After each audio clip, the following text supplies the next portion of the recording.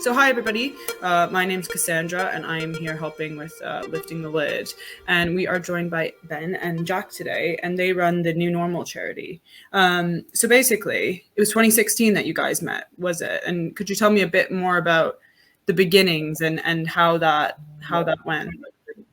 Absolutely, yeah, more than happy to. We, as you say, met in 2016 in Ben's barbershop on Portobello Road. I was going for a haircut, and Ben's got his hand up already. That's a great start. We met in 2015. Oh, 2015. Yeah. We met in 2015, and I needed a haircut on Portobello Road. I was not actually on Portobello Road. I lived in Essex, and decided I'd travel all that way to somebody who I had just by chance found on the Instagram Explore page. We were only talking about this yesterday, like what the chance happening that was, and how fortunate I was to have had Ben pop up on my algorithm. But as you mentioned, my dad Dave died of skin cancer in 2013 at the age of 48, and it really isolated me as a young man, 22-year-old without his dad. The most important man in my life, probably always will be. And I didn't really have anyone that understood. I had a friend, an old school friend, a very good friend of mine. But as I say, no real support network, as it were, not like we know now it to be. So I travelled to get my hair cut, walked in on Ben, who was with a client, and he told me to come back in 10 minutes. He probably doesn't remember that.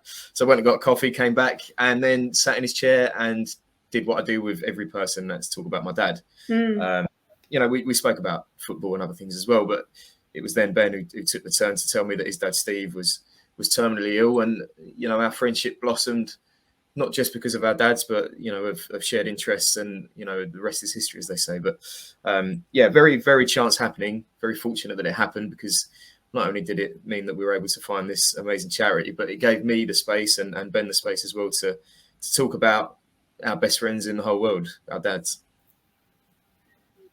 Yeah, I think we often forget, actually, Jack, and I know I do, but there's 3 years between us meeting and the charity starting. So regardless of our dads and the kind of, Jack and I have really similar relationships with our dads. We were both kind of brought up in the same way, by the same type of men, in the same time. But our friendship was much, much bigger than our two dads. And I do think sometimes we're at fault a little bit for kind of forgetting how we were really close. I mean, Jack felt like the little brother that I'd never had, and I think probably I felt a little bit like the older brother that Jack had never had. And we were able to, not that there's that many years between us, I just want to make it quite clear that there's not that much difference. Slightly younger brother. Yeah. By 6 months. Yeah. But yeah, so we had a really, a really lovely relationship, I would say, before my dad passed away. But we just found in one another a friendship that I think is rare. And then within that friendship, we found a space to be able to talk really openly. And I think I was already in a process of trying to understand better my mental health. And, I think Jack probably came along in my life at a really good time, because I was starting to, I was 29, I was starting to change, I was calming down, I was, a very different man to what I had been for the years previously. And that meant that he came along at a time when I was really willing to open up and have conversations. And so when he did sit in my chair, it just felt really natural for us to talk about our dads and to talk about the things that we were both experiencing. So yeah, I think way before the charity was this really organic friendship between two young men who were just navigating slightly different stages in their lives.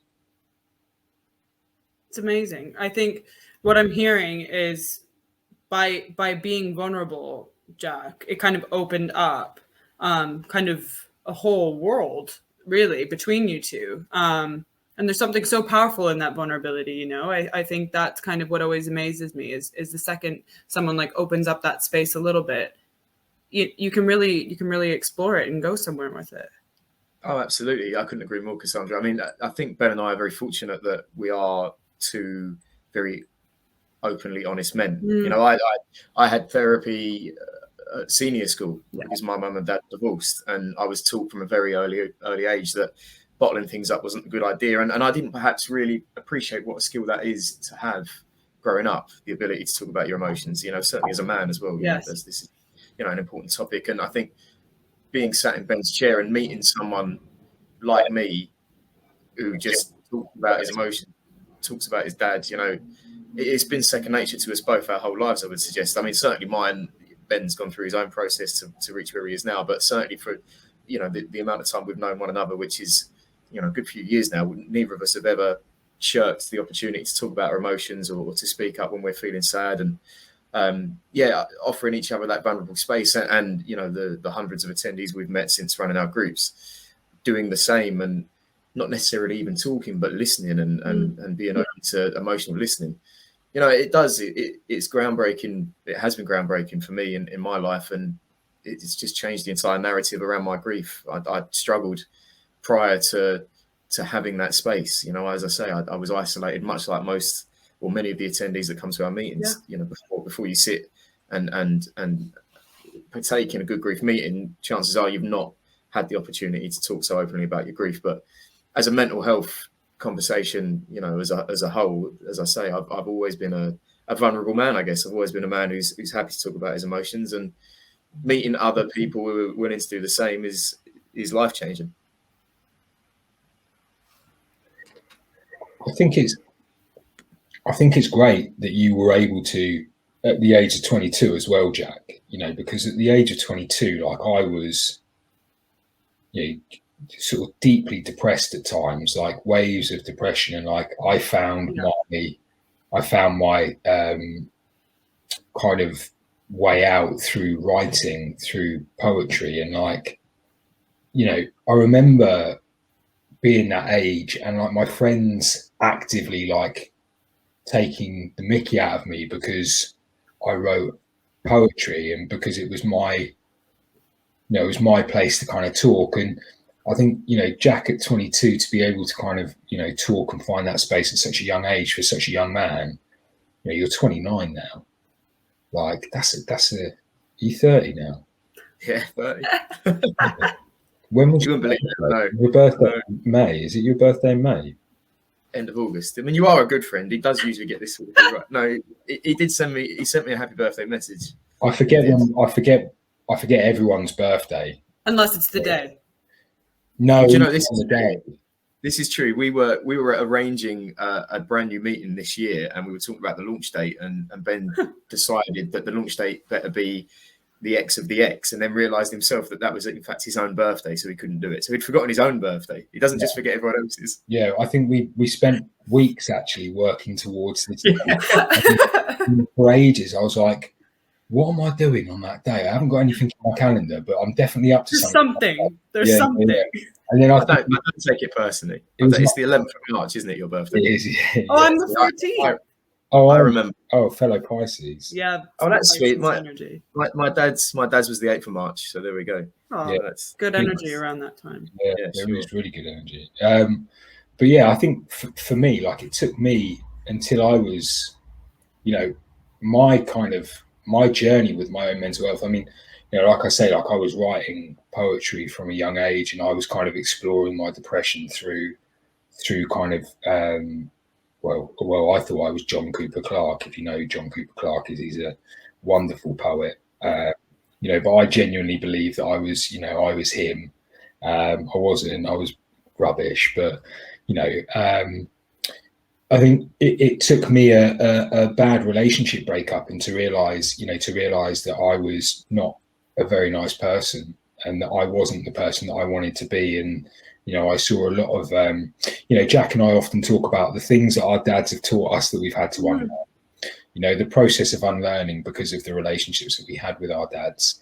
You know, and one of the big things that I saw, you know, in my mid to late 20s was really verbally aggressive behaviour, which was, you know, reflections of the relationships that I had around me when I was a younger man. You know, but by the time that Jack came and sat in that chair, there were two incredibly willing and open young men who wanted to talk about their experiences. And, really that led to, Jack, I think it was February 2018 that Jack came to me, and Jack had been away. I'll let him explain the story in a second, but Jack came to me and sort of said, I want to do this thing. And, actually, Jack, do you want to explain how you came to it? Yeah, happily. So I've lived with anxiety basically since my dad died, but even perhaps before then, I couldn't pinpoint the start of my anxious journey, as I like to call it. But in January 2018, my mum, bless her, she just had enough of me just feeling the way I was feeling. I myself had come out of quite a bad breakup and was, metaphorically on the floor, and my mum picked me up and she took me to this amazing retreat. It's called the Linden Method, and it gave me a sense of empowerment as to who I am and why I am. And after 3 or 4 days of sort of intense learning about my own anxiety, I came out realizing that I needed to do something with all this energy that was built up inside me, and just sit and mope and feel sorry for myself. So, as I say, I loved talking about my dad. I knew that Ben did the same. At that point, we'd had a couple of other contacts who we knew were willing to get involved in this.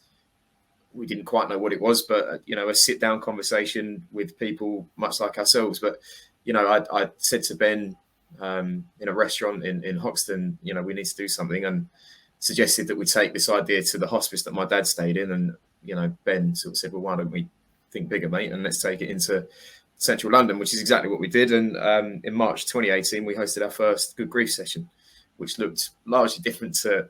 Well, no, that's a complete lie. Actually, it looks exactly the same to how we run them now. But I guess the dynamic, the setup of the charity as it is TNN New Normal was. I mean, it was just a drop in the ocean. Yeah, compared to what it is now. It's quite. I'm sort of genuinely grinning at the thought of where we were 3.5 years ago compared to where we are right now. It's nuts, actually. What I think is amazing, actually. So Jack's just touched on it there. Like, the meeting is exactly the same. Like the meeting itself, we're probably around about 500 meetings in now. Wow. And from meeting 1 to meeting 500, nothing's changed. Like, because we completely accidentally and through absolutely no design of our own, like, Jack and I hold our hands up. We did not intend to do what we've done. We had no idea what we were doing. We simply wanted to talk to some other people who might feel the same as us. We didn't know that 3.5 years later we would have, a grief charity that, people from around the world come and join the conversations. We had no idea that was going to happen. What we did was we bought some biscuits and anxiously stood in a community centre in North London and hoped to God that one other person might. And thankfully 5 others did, and we had a really nice conversation. But the way that meeting was introduced, the way that the conversation happened organically, none of that's changed. And the reason none of that's changed is because that's exactly what people needed. They needed that conversation, and that continues to happen. And more people start to realise that they need to have that conversation, and here we are. I don't want to sort of jump forward too much, but this morning, I sat on a call with one of the wonderful volunteers that works with us. She now lives in Hong Kong, and we're talking about setting up a meeting for Eastern time zones, which is going to launch next year. And you just think, wow, we were 2 mates who, like Jack says, he says we sat in a restaurant. It makes it sound much fancier than it was. We were sat eating hot dogs, I think. We've never been classy, but we were sat sort of eating hot dogs and drinking milkshakes, and we just thought, oh, solid, we'll start a charity. We had no idea, and it's because of all of the incredible people that have come to our meetings, that have joined us along the way, that they're now trustees in our space. They're the incredible lawyers that worked with us from the start, all of our wonderful hosts, our social media team, and everyone else, our HLOs as well. it's because of these. It's got fucking to do with us. Like we can't, we're just two mates who had a chat. All of these other incredible people. I should just before we let Cassandra speak, because we're taking up so much airtime. I'm well no, aware. No, please, no. This is exactly what what I'm here for. Well, yeah, we should absolutely give mention to James as well, who's, bless him, going through his own stuff at the moment, and he's very much, the foundations of what we're doing here. It would be remiss of us to not mention just how important he has been throughout this process, because as Ben mentions, we are just two mates who talk about our dads. At the time, James, has always been a very, very close friend of mine. I lived with him. I used to sleep in his box room in his flat back in Essex, and I came back from meeting number one, and I'll always remember he was sat with his feet up on the table watching football, and he had no interest prior to this as to what we're doing. I mean, aside from, he cared for me as a friend, so I was just paying, I guess, polite interest. Yes, how did that meeting go then? And I went, it was amazing. Like 7 to 8 people turned up, me and Ben.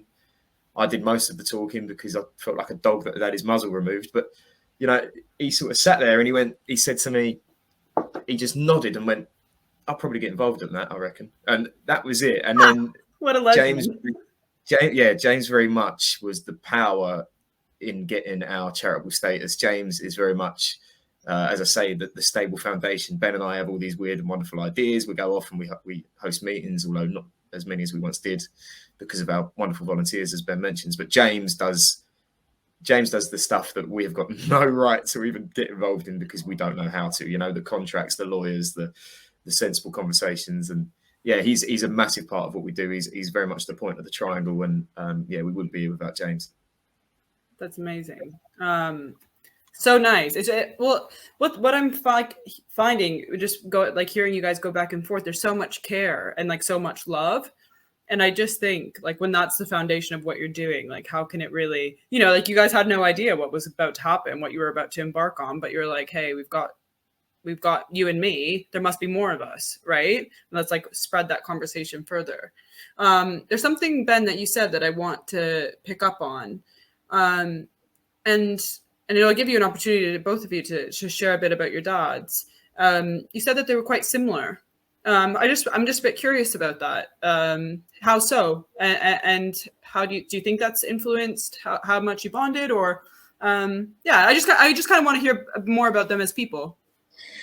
Yeah, I mean, there are two ways I think to tell you about who our dads were. I think one of them is the idolization from Jack and I of these two men.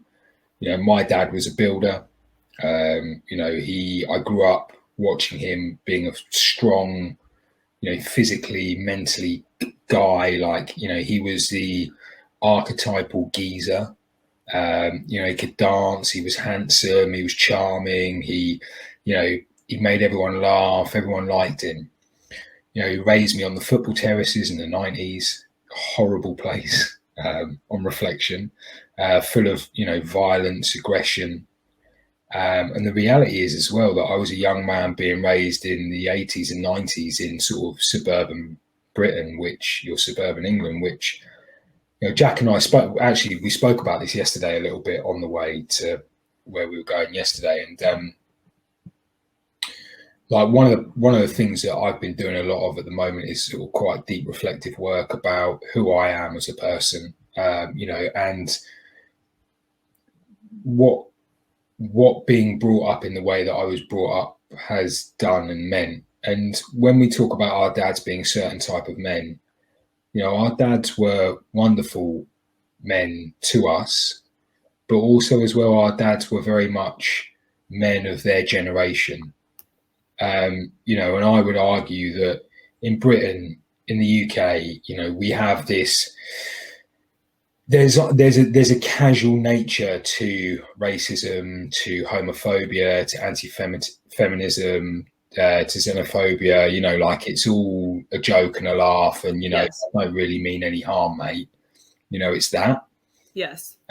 So as much as my dad was this wonderful man who taught me a lot of good values, he also raised me to be a certain type of person, and that's been a really hard process to kind of go through, to unlearn all of those things as well, and to spend a lot of time thinking about not just, oh, I shouldn't do that, but thinking about the things that I have done to people in my life, and being embarrassed as well, being really embarrassed by the person that I've been at times. When I sort of said about the relationship that ended, the reason I started to learn about my own mental health was because I was really verbally abusive to someone who I was breaking up with for no reason, other than the fact that I knew no other way to communicate. I thought that was the right way to behave. And she said to me, "You're not the person that I want to be around." And that made me really think about who I was and why I behaved like this and why there was so much anger manifesting in me. So my dad was two people, but ultimately, he was a product of his environment, and he raised me a product of my environment. Yep. But the one thing that I have because of him is a deep care and affection for people. And I think that's something, not to speak on behalf of Jack, but I think that's something that his dad instilled in him as well, a deep empathy for people, because without that, we wouldn't have started what we started, regardless of our experiences.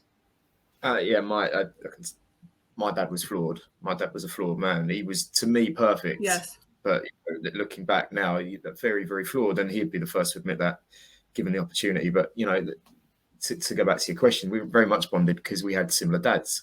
Ben talks about Steve on the football terraces and laying bricks. My dad was a doorman. My dad was a bodybuilder. My dad was a geezer. My dad was a geezer.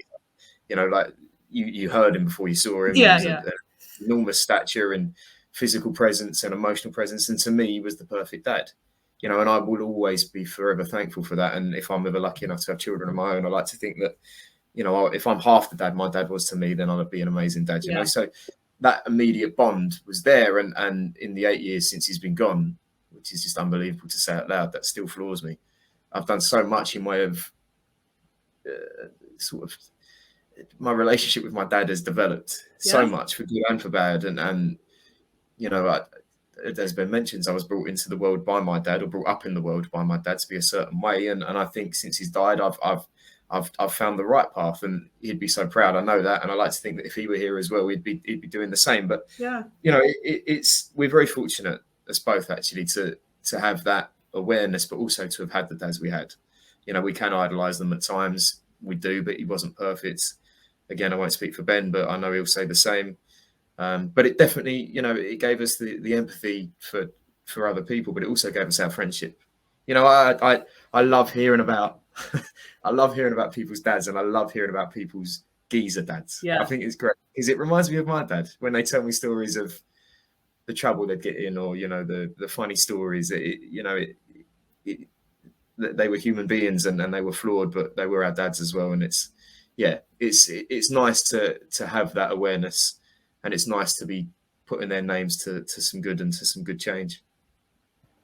I think, Jack, when you just said then, like, about you hope that you'll be half the man that your dad was, or half the dad that your dad was, you'll be more than that, because you're all of the bits of him, and then you're all of the other bits that you've learned yourself. Like, totally, absolutely. You'll be, not. I'm not going to encourage you to have children, my thoughts. But I think the reality is you'll make a wonderful father, because in the same way that I know that if I had kids, if I ever decided to do that, my dad, Jack's right to point out that, our dads were perfect dads to us, but they were flawed men. Like, my dad's my hero. But I can now also see all of the systems that he was raised in, that he raised me in. Yeah. That's not my dad's fault. My dad is just a product of his environment, as I said. But ultimately, I love my dad. He's a brilliant man. He was, I'm so glad that he brought me up the way that he brought me up, aside from all of the other stuff. but he made me the person that, You are. that became Ben, friends with Jack. Yeah. I have a question actually for Ben. What would you say is the best bit of advice your dad gave you that you even put into practice now? Don't whistle with a mouthful of custard. Do you know what? It's a really good question. I think I question how much good advice he gave me. My dad was littered with awful advice. Or a lesson learned, for example. So my dad taught me always to use first names. That's something that I will teach again if I have children. That sort of respect, it's something that I will always have. Is there anything that I'm sure there's hundreds of little bits and pieces that you picked up from your dad. Yeah, I mean, there will be loads. I mean, off the top of my head, I think one of the biggest things that I remember actually before my dad got sick was I was having a bit of trouble with my first business. I remember calling him, and I said to him, I said, "Oh, my business partner at the time," I said, "Oh, he really wants to take out a bank loan." I just remember my dad. This was the best bit of business advice my dad gave me because the rest of it was garbage. He said, don't do it. Don't ever put your business in debt. Don't ever borrow against your business. I'm really glad he gave me that advice because actually it made my life a lot easier having not done that and having not put myself in that hole. And that's probably the best bit of advice I can remember off the top of my head from my dad. I mean, in terms of the lessons that he taught me, like he taught me how to be a good person. He taught me how to be a decent person, and I'm really grateful for that. I mean, there's so much that he gave me in the man that I am. But I think our foundations were laid by two flawed individuals. I see Alison's comment there. She says that we can only truly love our parents when you're realistic about them, and I think that's absolutely spot on. My dad wasn't a bad person. Isn't a bad person. I won't to this day ever allow anyone to say he was a bad person because he was the best person. He had so much love and respect for everyone in this world. But as Ben says, he was brought up in a world that is different to the one we're in now, and wasn't really given the chance to ever change. And I think that's almost the most tragic thing about our dads. My dad will be forever 48, and I like to. I'll always support him and think that he would have been on this journey with us as a society, but as he's not, and as Steve can't be either, it's on us, Ben and I, to be better men and to put good to their names, as I mentioned earlier. Yeah, I think I'm so glad that I asked, because I think it just really highlights how nuanced grief can be. It's not this thing. It's never black and white, but also looking at the whole person rather than just parts of it, and also like I just have so much respect, I guess, for the amount of it takes a lot to just sort of say, yeah, this can be true. Like he was the best person in the world, and then there are some things that could have been worked on. And I also really like, Ben, how you emphasized like product of environment, right? I think we're really fortunate to be growing up. Fortunate and also probably cursed to be growing up in the time that we are. But, these conversations weren't happening. And so you can't really put all the onus onto the individual when on a societal level, it just wasn't happening. But to me, it's interesting because I actually had this conversation with my therapist this morning. I just celebrated a 1-year anniversary of basically a father figure. He's like an uncle. He was my neighbor, but he was kind of always around. It was 1-year anniversary of his death on Tuesday. And we were talking, and again, he was a very flawed man. And so we were talking about this and trying to contend with it. And she said something, and she was like, both can be true, right? Like both can be true. And so that I'm happy that we're having this conversation because it's reassuring, and it allows you to just sort of go like breathe, like, yeah, Jason was the best. Like he was iconic in so many ways. And he was also like, he also had an affair on his wife, like, it's not the greatest thing, but like, shit happens pretty much is kind of the thing. And so, yeah, I'm just grateful to be able to have this honest conversation about how it is when you're looking back and analyzing your relationships. Jack said a minute ago, his relationship with his dad has changed. If your relationship with the person, with any person, never changes, then it's stagnant, and so therefore it's not improving. And my relationship with my dad has gotten better since he died. Yeah, which is mad because myself and my dad got on so well. I mean, there's so many things now that my dad, my dad's relationship with me and actually my dad's relationship with the world, because I said to somebody on the call today, which is a really strange thing to say, but like they said, I'm sorry about your dad. And I said, no, I said, don't be. I said, my dad was a brilliant man and I loved him very much. But, my dad's death has meant so much to so many people. And how can I not be happy with that? If I was to, Jack and I say all the time, I'd swap it all to have him back in a heartbeat. Sometimes I'm starting to wonder if I would, because I see the good that his death and that my loss is having on other people. And I love my dad to bits, and I will never not love my dad. But I can also see the impact of his death and the good that it's doing for others. Yeah. And I think that's a really important thing. Like, that's a really important thing. I wonder if Jack feels the same. Yeah, I mean,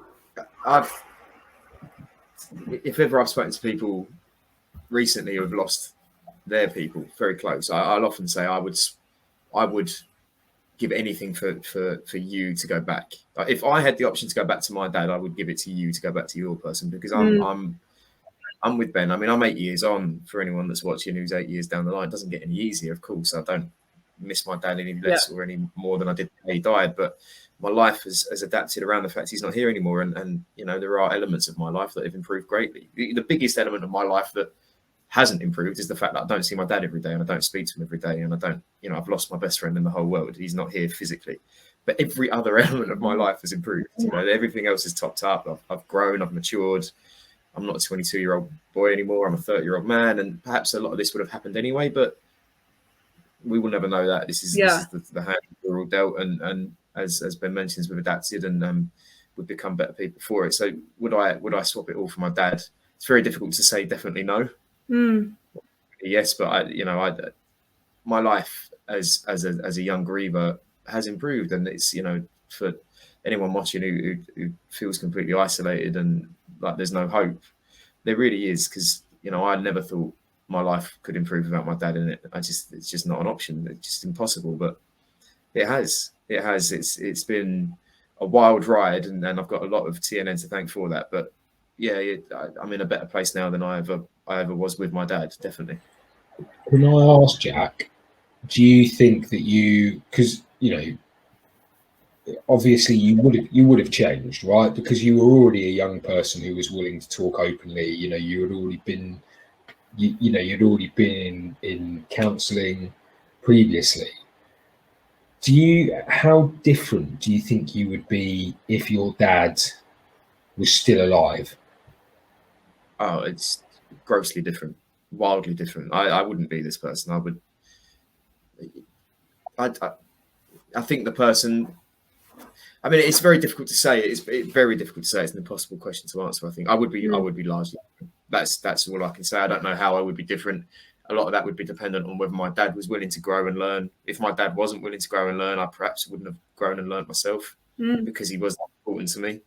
I'm more independent.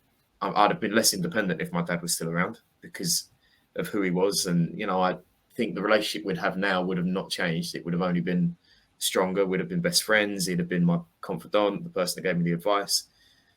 So I'd look to him for guidance. And if he hadn't changed, then perhaps I wouldn't have changed either. It's very difficult to answer that question.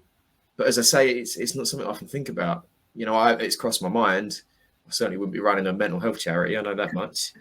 I think my love for people wouldn't have changed because my dad loved openly and he was everyone's best mate. And I think in that respect, I would be the same still now. But my values, I really couldn't say. You know, as I say, I like to champion my dad and hope that he would have learned with the rest of the world, but it's really impossible to answer. Who knows? And also, I just want to pop in and just sort of say, you said something, Jack, at the beginning of like just how kind of mind-blowing and serendipitous it was that you two met in the way that you did. And then all of the things that subsequently happen as a result of that meeting. And it's right, like that specific trajectory, like this beautiful trajectory you guys have been on together, like that would not have happened, right? No, I think, do you know what? If it, say for example, in this mad world that we're imagining in my head, that my dad was alive and Ben's dad was dying of cancer, I'd have still been empathetic. I'd have still been there as a friend to say, mate, I'm so sorry, because you know, I was always somebody that spoke about his emotions. As I said, I'd been in senior school. I'd have still been offering him the space, but I wouldn't have had the understanding. Like, that just wouldn't have been there. I'd have said, wow, our dads are similar. You know, wow, we like football, wow, we like the same music, same, you know, whatever. Culturally, we're kind of similar. My dad's still alive, yours is dying. That's really rubbish. I'm here to listen. I'm here to give you a cuddle if you want one, although he won't, because he doesn't like physical touch. But I wouldn't have then said, I understand. Yes. I can see where you're coming from. That resonates with me. Rah, rah, rah. You know, I'd have said, if you need anything, let me know. We'll go for a drink. But what could I have offered? You know, and that's to say that people that aren't grieving can't offer grievers anything. That's completely ridiculous. Of course, they can. But my emotional depths would have been a lot shallower than they are right now. You know, the fact that my dad died before Ben's gave me almost a bit of a insight into what he was about to go into. And, you know, Ben mentions we were very, and we are very good friends away from our dads, of course. So that would have been the same. The serendipity of the meet would have been exactly the same. We just wouldn't have had that ultimate bond. Yeah. Which is the fact that both of the most important men in our lives were either dead or dying. Yeah. It's huge. And I think this is why, like, having the good grief groups it's so critical and so important. Because when somebody else has been through the same thing, and it's never the same thing, right? Like, let's just like make that clear, right? It's never the exact same grief. And even if, you know, like you've both experienced the loss of a father, it's not the same loss, despite it both being the same figure in your lives, right? You guys have probably grieved entirely differently, but you have that baseline, right? And I think it's in meeting other people who have that baseline of, I know what it's like to lose someone pretty important. It kind of cuts through a lot of the, I don't know, I guess casualties of trying to work around it and figuring out what to say. Because when you know someone's been through the same thing, you just have this, I don't know, it's like an unspoken sort of thing. Yeah, it's defining, right? It defined my life. Yeah. My dad dying has defined my life. Of course. I'd had 22 years without him. I had 22 years with him, and every year since has been about my dad dying. Not solely. There's been other things, other tragedies, other happiness. But every single day of my life, I've thought about my dad, and I've spoken about him, and I've tried to do something with that energy. And that's just not something that people who aren't grieving or haven't grieved will understand. You know, it's so important that as a young man, I had the space to talk.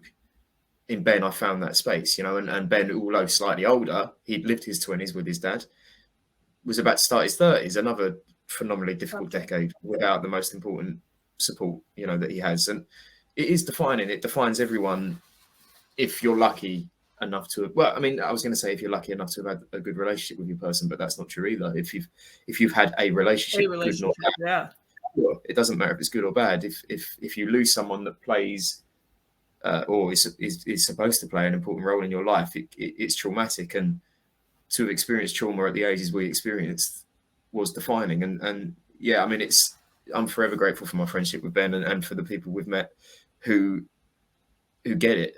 It's just a question of getting it. You know, you get it. I can talk to you.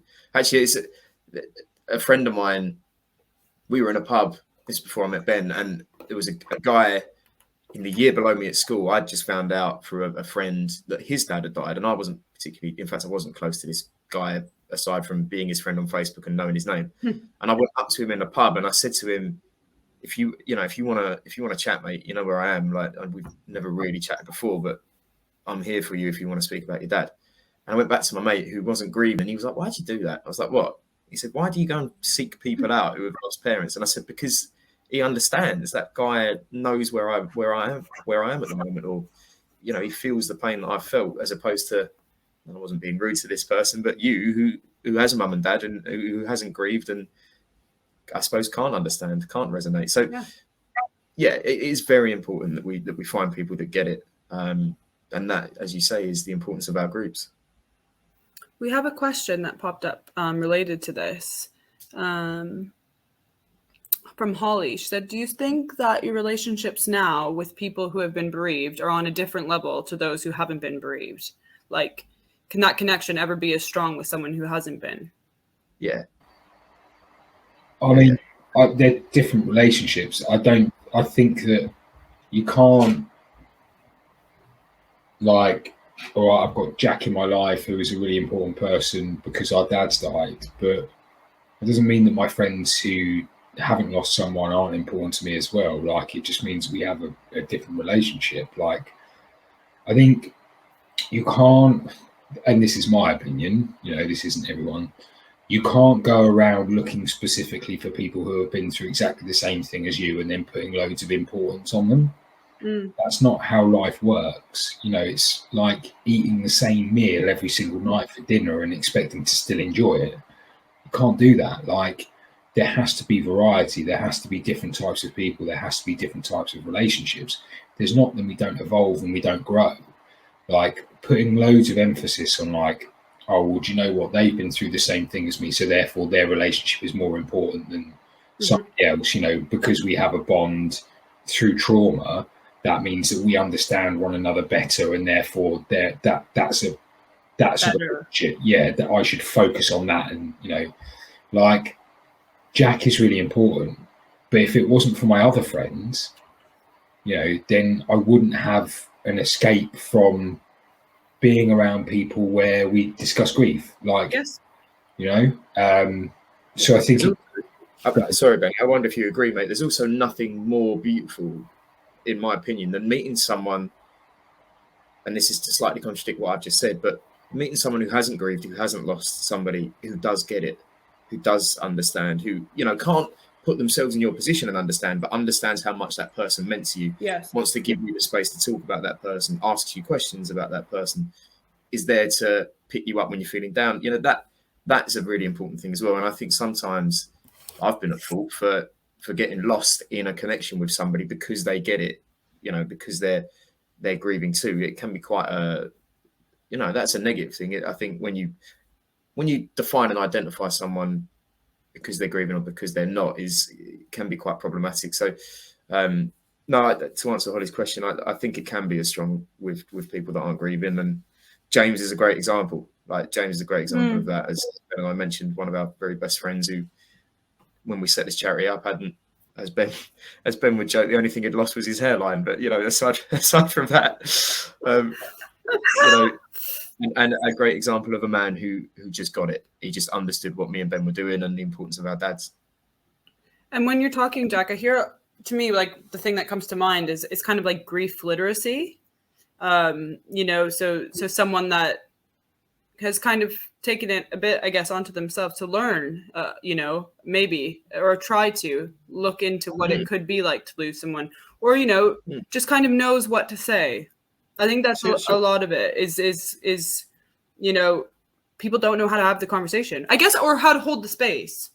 Totally. I mean, a great example, I had somebody in my life once who didn't have a mum. Yeah. You know, her mum hadn't died, but she didn't have a mum, and we bonded over that straight away. That was a big thing for me, you know, aside from everything else that was going on in our lives at that time. You understand what it is to have one parent. And I had a particularly bad day, the anniversary of my dad's death, 6 years on. It was the anniversary, 6-year anniversary. And that person said to me, do you not think you should be dealing with this better by now? And in that moment, it made me realize that person didn't get it. That person didn't understand.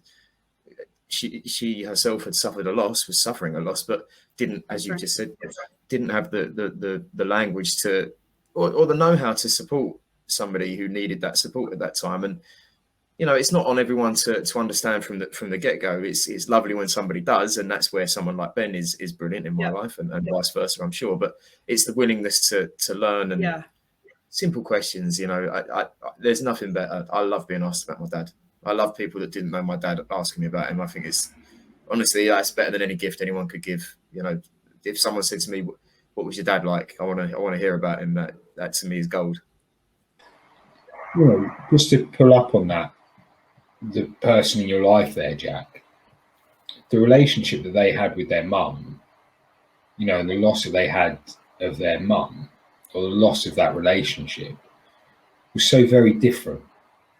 Like, it was you know, we both know that there was a lot of anger.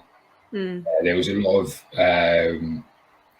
lot of mistrust, and that's a very different relationship to you and your dad. You know, so grief, assuming grief is the same for everyone, is the big mistake. You know, because there are so many different types of losses, and there are so many different types of grief. You know, from a job, yes, you know, that you even a job that you decided to leave.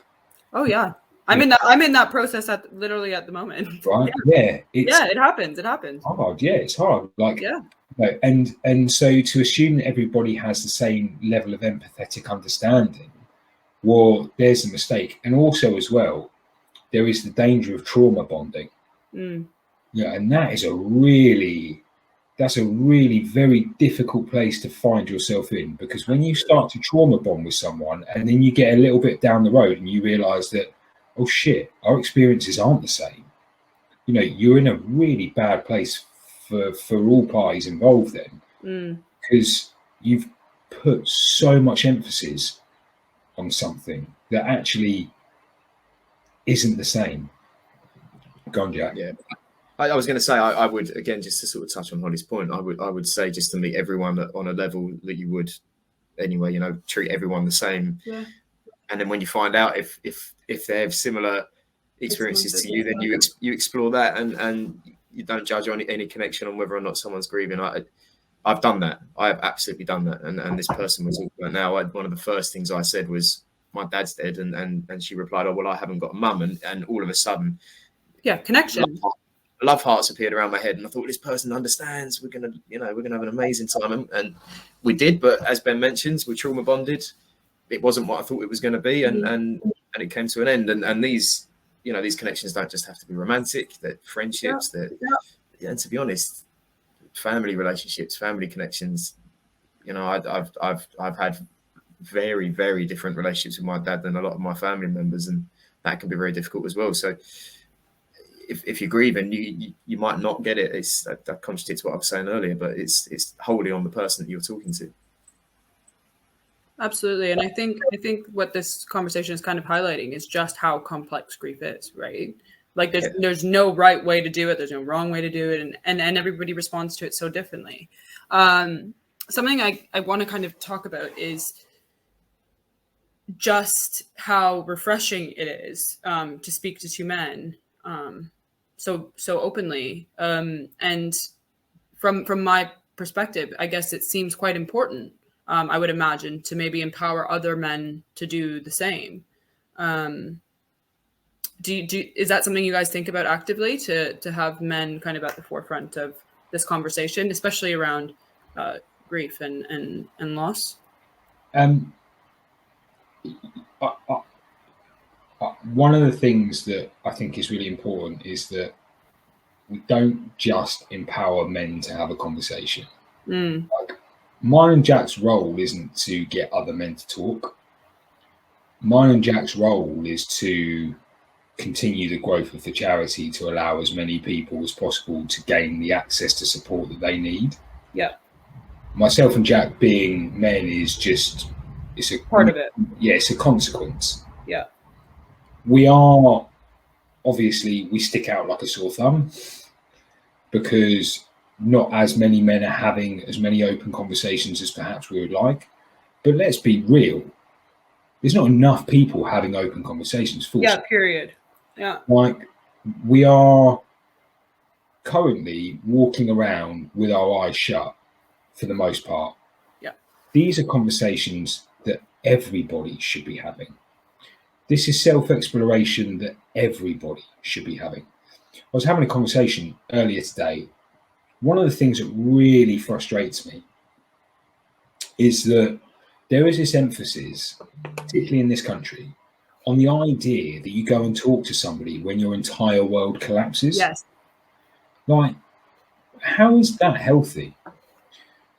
The best work that we can do as people is on the good days, because it's on the good days that we have the emotional capacity to be able to have real, deep, reflective work. Like, the days when you most benefit from going and seeing your therapist are the days when you feel good, because you walk into that session and there's a willingness and an openness because you have the emotional capacity to do it. Yep. Yes, it would be great to inspire more men to have conversations. But first and foremost, we've got to get people generally talking, and not just on the days when it's bad. We need to open up the conversations always. And it's not just about grief. This is about mental health and mental well-being. Like, yes, our charity was born out of our dads dying and our conversation around our dads.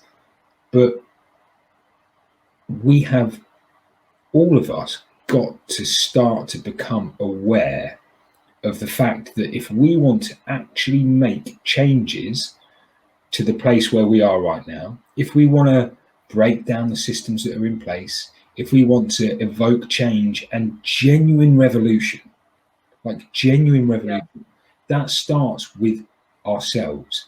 That starts with talking. That starts with reflection and understanding how we are a part of everything. So, yeah, all right, getting men to talk, fantastic. But further than that, we need to get people talking. That's what's important for me anyway. And I think probably, I don't want to speak for Jack, but probably the same. I can't add to any of that. Ben said it perfectly. Yeah, amazing. No, but also, and something that comes so strongly is like healing that like intergenerational trauma, you know, and how that's kind of the key, right? Is it? So I was listening to a podcast the other day, and you know, a lot of working class people in this country will have grown up with the same thing that I grew up with, which was, you need to do better than I did. You need to, you need to get a better job than I did. You know, a better education than I did. You know, you need to earn more money than I did. And I was listening to this football podcast, and it was talking about the change of the offside rule at the beginning of the 1924-25 season.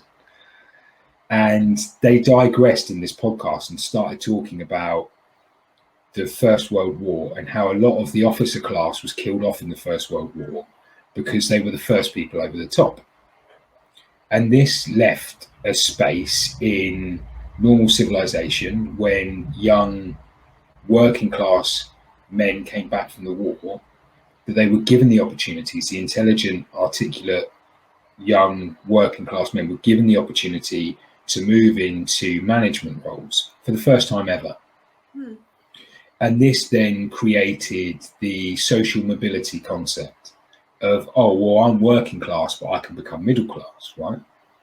And so my dad, from his dad, and from his dad, will have been told, you can do better than me. You can become middle class. You can do this. You can do that.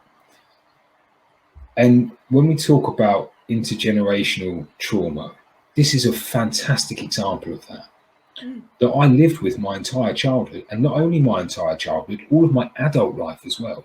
I've been living with the idea that I can be better than I am now, that I can improve who I am, and not in a, you know, I can be a better person in a fiscal Material. Yeah, like I can earn more, I can create more, I can do more, I can buy a house, I can own a business, and actually, as much as I respect and understand that logic, I've also spent the last nearly 2 decades of my life working so hard to the point where, you know, it's destroyed me in places.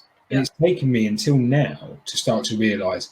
So this trauma, and I'm using this as an example Yeah. of trauma. You know, there are so many different cases of trauma, like intercommunity trauma, you know, like thousands of years of oppression and how that Yes. actually affects into family relationships, you know, like all of these different types of trauma that we see, that we flippantly go, oh, you know, but that happened then. Yeah.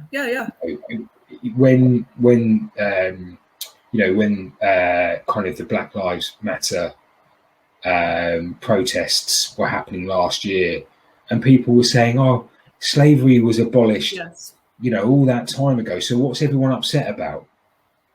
Well, hundreds of years of oppression is what people are upset about. Yeah. And the fact that that oppression still exists today. I mean, you look at the current Met reports that they're refusing to publish because it quite clearly shows racism still within, you know, the most important police force in the UK. It's crazy. You know, we are living with not just a little bit of trauma, with thousands of years of trauma. Yes. Thousands of years. And, you know, to go back to the previous point, talking is what will start to heal that trauma. Yeah. I think something magical happens when you share, right? Because it stops like existing within your corporal being, and then it's out there rather than being within. Well, you know, the old adage, a problem shared is a problem halved. Like, what's interesting about that is actually it's not a problem halved, is that you've started to explore the issue. You know, if you are trying to work out how to get through a maze, you don't just keep running quickly at walls. And you stop and you think and you look and you try and make sense of that maze, and then you walk out of it. Well, your mind is exactly the same as that maze, except for the problem is we live in a world where we keep running really quickly at the walls, right? And instead, actually, if we stop and think and look around and actually articulate what's going on, we'll work our way out of that maze. Anything to add, Jack? Oh no, I was just imagining Ben running through a maze. No, I mean it's a fair point. Our conversation is basically what we do. It's the foundations of the charity. There is nothing more than just that. It's a room full of people that talk about the people that have left marks on their lives, and to take it right back to the start of this conversation, it has never changed. And you know, we strive to make the world a better place through conversation and through these meetings that we run virtually and physically now as well. Now that you know we're able to, obviously, one thing we've not mentioned is the extraordinary effect of how the virtual world has pulled the charity into a stratosphere that we just weren't expecting. You know, with the lockdowns and the bums on seats and faces in front of laptops, we were able to reach the four corners of the globe. And you know, before that, we're operating in central London. So the conversation that we're having now is such that there's people from all over the world that can access it, and that, as Ben mentions, that this maze is something that is, you know, as a grief community we're tackling together now, and that grief community exists beyond Liverpool Street in central London. You know, it's in Bermuda, it's in Sri Lanka, it's in Australia, it's in Las Vegas, it's in Chile, it's in countries that we never even dreamed we'd reach. And we're very proud of having open and honest conversations as a charity. It's the drum that we bang, and we will forever bang it. Amazing. I'm cognizant of the time. It's just turned 6, but are there any sort of last thoughts or something that you'd like to share, or where people can find more about the normal and Sure. I think, sadly, I mean, not sadly because it's amazing, but our website is currently under maintenance. It's an entire rebuild and it looks fantastic. So we're very excited for you to see that. And that's at thenewnormalcharity.com. Very easy to remember. But as far as an Instagram account goes, which is, you know, we have Instagram to thank for how well the charity has done. It's where we were born, and it's how we will continue. There's always an amazing person, man in the inbox, and that's at TNN Charity on Instagram. And there's a whole list of our upcoming groups and sessions. We run close to 30 meetings a month, so and for all communities. So if you're out there and you feel like you need to talk, there will definitely be a space for you at one of our sessions. As I say, the website itself will be far more detailed than the old website that was, that was very much perfect for the size of the charity. But now that it's grown, so is the website. So we're very excited for you to see that as well. Yeah, I don't have much else to add other than, thank you for having us and thank you for allowing us to have this conversation. Yeah, no, thank you both. It's been a pleasure. And just thank you so much for the work that you're doing, because it's, like you said, the need is there, or else it wouldn't have gone, worldwide. So, just genuine gratitude for this work. And I think that's been reflected in some comments as well. Someone said, Carrie said, thank you for sharing your experiences openly. This has been enlightening and inspiring. And those two words kind of sum it up. So I'll leave you guys with that. But thank you so much. And I hope you have a nice Friday. Yeah, and you enjoy your evening. Thank you very much. Take good care. Bye-bye. Bye, guys. Bye. See you later, everyone.